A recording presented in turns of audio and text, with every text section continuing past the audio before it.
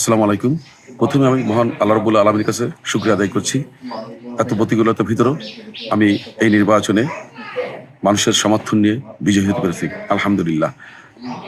দেখুন, এই নির্বাচনে বিজয়ের পিছনে এই জনপদের সাধারণ মানুষ, বিশেষ করে হিন্দু সম্প্রদায়, খ্রিস্টান সম্প্রদায় এবং যারা কোনো রাজনীতি করে না, এই ধরনের অসংখ্য মানুষ এগিয়ে এসেছে এবং দলমতের বাইরে গিয়ে সবাই চেষ্টা করেছে এই জনপদের শান্তি, শৃঙ্খলা, উন্নয়ন, অগ্রগতির জন্য আমার পাশে থাকছে।